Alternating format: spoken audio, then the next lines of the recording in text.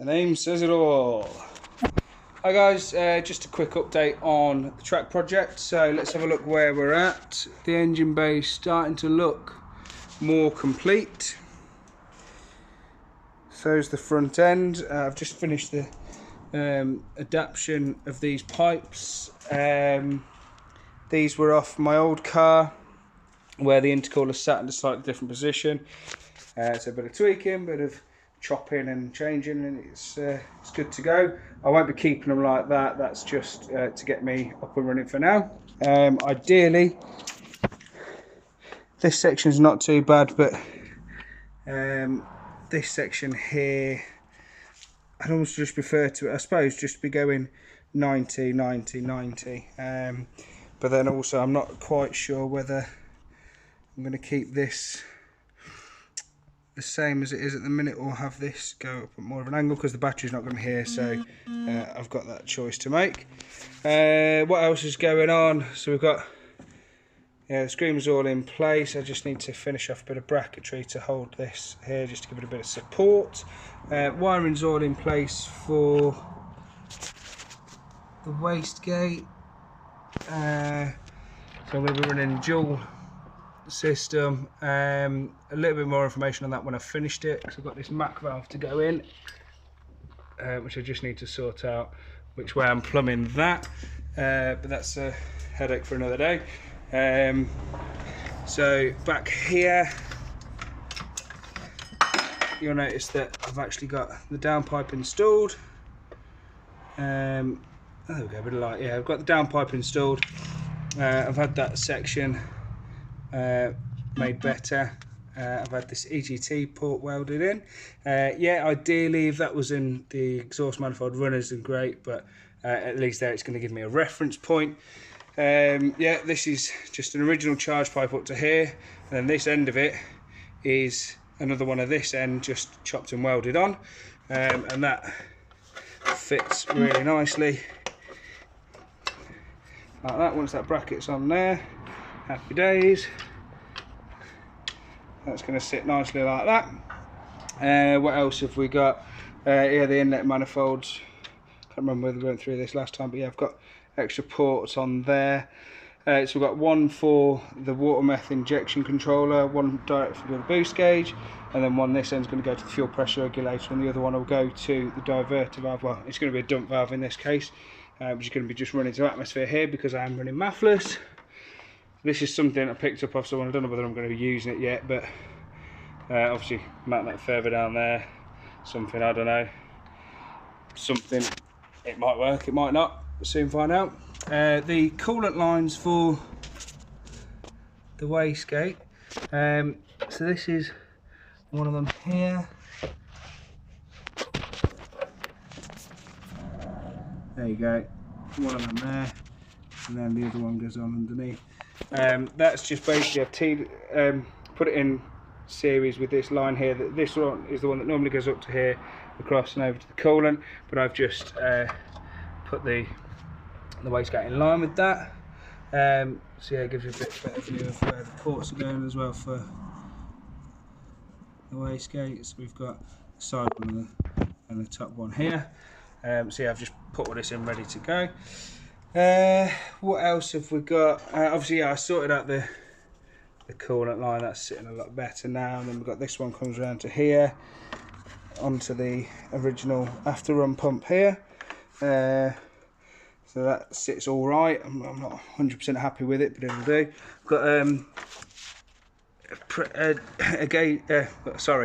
I've got a sensor in here for the fuel pressure.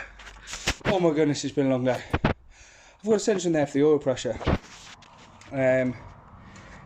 So I'll be able to utilise some of the existing wiring that's going back to the ECU and just wire this in. And then I've got down here, it's the thermostatic coupling for the oil cooler. It's a bit rough and ready going through there, but it's not touching or rubbing anything. So that's going to be sweet. I'm going to find something just to give them a little bit of extra protection, but I don't think I'm going to have an issue there. And then I just need to finalise where I'm going to make a sort of mount to get it sat here again, so it's away from the coolant line because I'm rubbing. Yeah, I think it's like an 82 degree stat in there or something like that, but it's just going to give me better oil cooling when I'm on track. The intercooler's mounted. It came with the original mounting points here, but I've just had to tweak those slightly so that this would clear the bumper and be able to go through those holes nicely. Otherwise it's sat, yeah, just that little bit too high to go through there. Obviously this is the main securing method, and these cable ties are just there just to stop it vibrating. Got the water meth injection. So we've got the port here where I've had to machine that down to fit, because otherwise the nozzle wasn't sat flush, so that's probably what, 2 to 3 mil I've took off there. I did the same on this part here, I was on the pipe, so this used to sit a lot higher. I had to machine that back so that just sort of is flat with the piping, otherwise I wouldn't have got very good atomization. It would be caught on the edges of the fitting and potentially pulled, and yeah, it wouldn't have been doing much good like that. It needs to be atomized and in the air. There must be some other stuff that I didn't show you last time. I'll just give you a walk around. I mean, I know what all these wires are going to. I think, like I say, I'm going to put the battery in the boot, or just put a tiny. Well, my battery may well just fit here, to be honest with you, save for the weight of cables. The ignitron's sat in place. I've put the wiring through, so that's ready to get mounted into its position there. And then I do think that is about it for now. I just want to show you, I've took the dog bone mat to put on the car. So this is still really solid, even without the stabiliser mount on there. I'm just going to try and lever it from underneath. That's me really trying. So those poly mounts that I've made for in here are definitely doing the trick. Yeah, we've got a new lambda sensor in there as well. Just need to tidy all this wiring up. It's basically I'm at the point where once I've changed the injectors over on the rail, bolted those in, once I've decided what I'm going to do in terms of core packs and wiring, so I'm thinking of running the GM coils in there, which means that I then run this onto the spark plugs. So that's one. That's if I, let's see if I can get around to doing it. That's what I'd like to do, which means that I would be chopping all this wiring out, or just go through and just make this wiring good. This is an absolute abortion as it sits at the minute, but I may just go through this and just tape it up and just run with some standard coils just to get it running, just so that I know that there's no issues. The problem when you make a lot of changes is if something goes wrong on startup, you're chasing your tail wondering what it is. So if I can get away with not changing that to start off with, at least then if there is a problem, I'll know what it is a lot easier. So it's one of the methods behind my madness, I suppose. But yeah, that's where I'm at the minute. My new target is to try and get this on the road by the end of July, which actually, looking at it now, it's not unachievable at all. It is nearly ready to go. I need to sort out mounting the meth injection. I started to make a plate, and it was just a template plate to see if I could mount it in that location there. I don't like that, so what I'm probably going to end up doing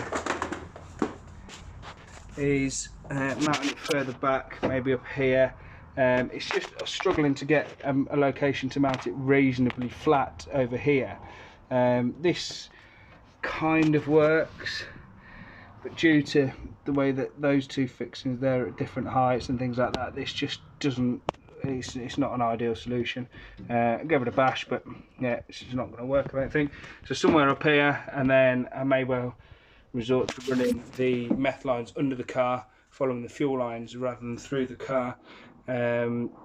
just because if the German police want to pull me over, that's one less thing for them to complain at me about. And yeah, the bases are welded in for the fixed position passenger seat, and then because I've got the sliders, the side mount, sorry, I've done it slightly different way on the driver's side, so I'll be able to at least finalise the position perfectly. So yeah, those welded in, and then those bolts are just kept them underneath there, and then yeah, I'll just pick the mounting location, and away we go.